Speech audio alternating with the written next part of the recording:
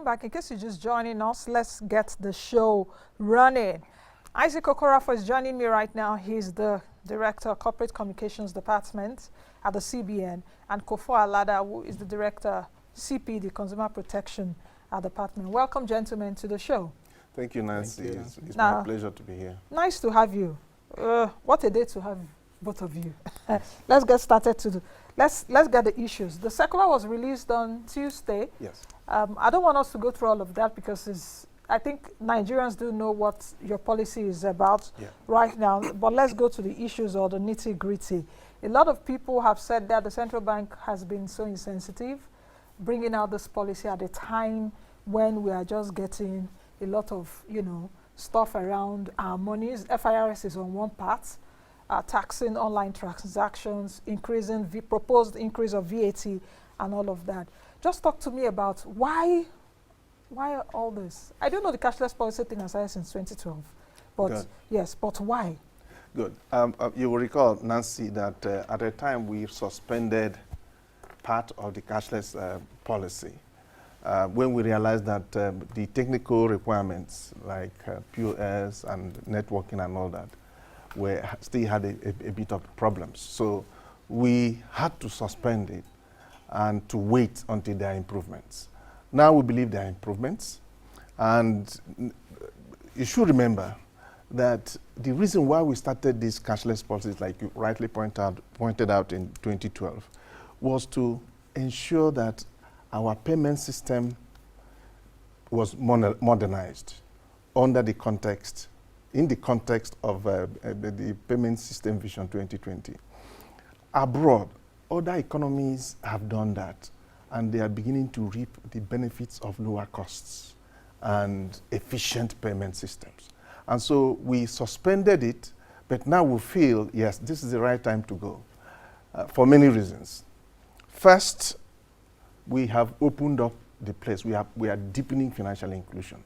In the rural areas, women now receive and pay money through their phones. SANEF is on board. We felt that the cost of cash handling and the cost even to the individual, the risk associated with cost, the inconvenience are getting so much. And so what does it take to really embrace digital electronic payments? And Nigerians are already embracing it.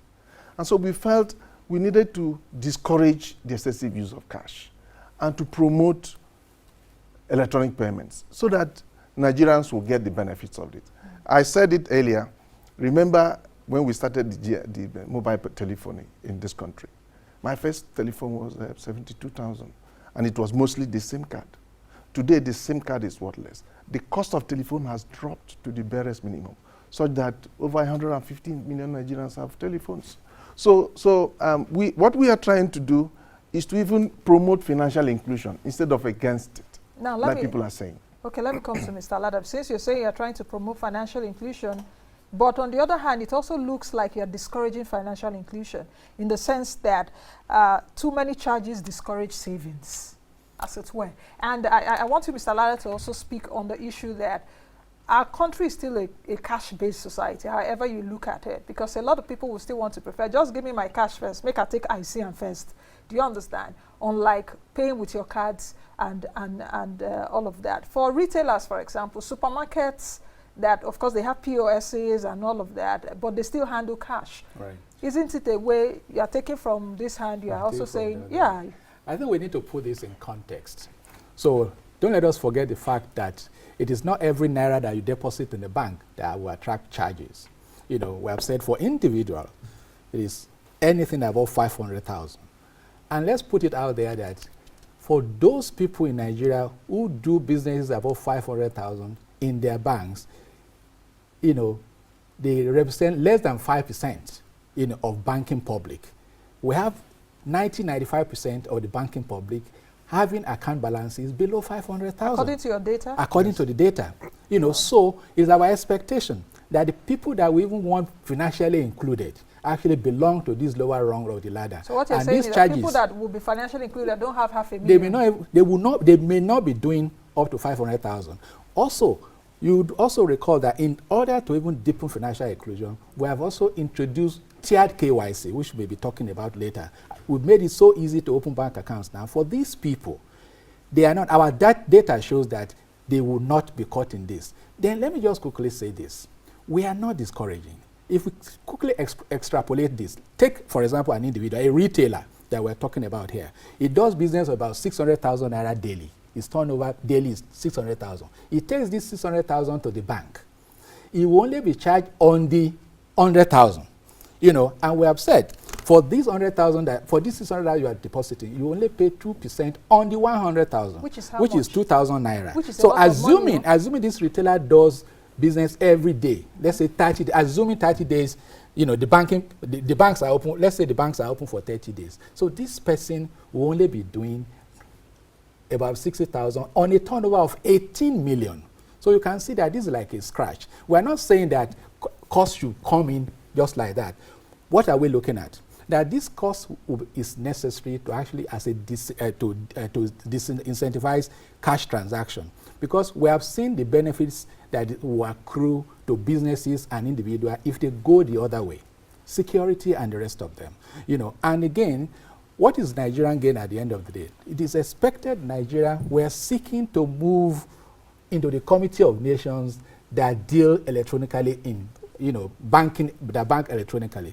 Then you should also know that with the spate of the increase in fintech development all around the world, so payment channels are opening up every day. You know, you can also say that the Nigerian banking public may not be as sophisticated as the other parts of the world. But if you look at the millennials, you know, what we have so many things available, it is those that will be convenient for you that you are encouraged to go for. So SANEV, as mentioned, that is Shared Agents Network financing. So these are people that are reaching out to the rural areas, the places that could not otherwise have been penetrated by the brick and mortar banks, you know, are the ones being taken care of by these people. And it is the expectation that the payment delivery channels that will become available as we go on. And the suspension was actually due to the absence of these channels anyway. So, but with the increase in these channels, we expect that more people, our records actually show, if you go to monthly data released by NIPS, you will see that it is usually an increase. Unless you have any glitch any month, it has never gone down. Now, so the question is, why do customers always bear the burden of this? We have charges now, just like you said, which I understand. If you're depositing 600,000 naira, for example, is 100,000 naira on Correct. top that you'll be charged for. Correct. The burden on customers, we have ATM maintenance fee, cash maintenance, account maintenance fee. You're even maintaining the ATM in my wallet and all of that. The stamp duty, which I know is not your stuff. There is no burden here. What we are saying is that you can choose not to pay this charge. Correct. Adopt an electronic payment system. Don't go there. What if I have the cash? I must pay it in the bank. No, Will I keep it in my house? But you have a choice not to have the cash. You can demand to be paid electronically. Let me tell you this. People have raised this issue to say, look, what of somebody who is paying laborers? If my auntie, illiterate auntie in the village, can receive money on her phone, a laborer, now that we have enhanced account opening processes, a laborer can open an account even without a photograph, without having to bring his passport to the bank. He can open an account and you just transfer to him. It is very simple, and by doing that, you are enrolling that laborer into the financial system. That is financial inclusion. We include, it's financially included. We are also saying, even the people who complain that some merchants demand cash, that merchant, if he demands that cash and takes it from you, where he's going to pay it into his account, he has to pay. He has to pay a charge. So they will not. So no. They will not. They will no longer demand that cash because they will want you to use your card to pay. So that is what we are trying to do. And also, we are not. It's not punitive at all, and we are not trying to force people because there's a choice. How about for people that say Central Bank of Nigeria is so insensitive and it comes out in a very dictatorial manner with circulars? Now let me tell you this on this issue. This is a program we've been running, and we suspended it. We just reintroduced it, and with all respect to the banking public. That is why we are explaining. Nigerians already knew about this. So why weren't Nigerians giving advance notice before you just came on Tuesday? No, we've been saying that we'll soon start the cashless, we'll restart it. And of course, even on this program, we've announced it. And like Kofo has said, very few Nigerians operate at that level. Very, very few. Okay, and just as we end your segment now, because I have a lot more people I'm going to speak with, right. Or a few others, not a lot more. A lot of people have also said, downward review of the charges. Must it be 2%? Must it be 3%? Can't it be reviewed downwards? One thing we can say is this. As with other charges in other businesses, you know, as things move, things can become fluid. You know, because we have complained of these other charges now, it's our expectation that competition, you know, which is being introduced now, will actually drive charges down. So why one may not be saying this is absolute, this is what we have now, and this is what we want to run with. And considering the rationale, you know, behind what we're trying to do, this is very, I would say it advisedly, that this is the best that we can use now to really achieve, you know, the goal that we're striking. We are moving very, very quickly towards year 2020. Recall that the Central Bank of Nigeria has actually introduced the payment system vision 2020, you know, and again, we have the financial inclusion target of 2020 to achieve. So all these are policies that are targeted toward changing the climate, you know, the economic climate of Nigeria, to achieve economic development in Nigeria, because the more people that are captured in the ecosystem, the better it is for Nigeria to plan, the better it is that we can get bigger data to actually work with. And you know that we're moving also into the age of data, and cost is expected to actually drive down. And for my own standpoint, I receive complaints about on cash transactions in banks. So there is expectation also that most of these complaints, you know, which is always by the deep money people, deep pocket money people, will also be driven down when cash is taking a back seat. You know, again, not to even talk about the cost of managing your valued Naira note, which also we're factoring in. I think we'll continue to watch this conversation, but perhaps one piece of advice for your institution is that you need to also engage more.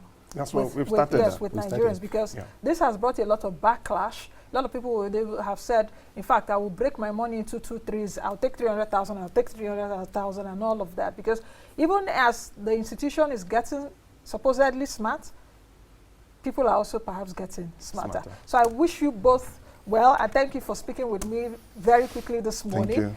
All right, I'll be speaking with Isaac Okorafor, who is the Director, Corporate Communications Department at the CBN. Kofo Alada is also a Director at the CBN in charge of Consumer Protection Department.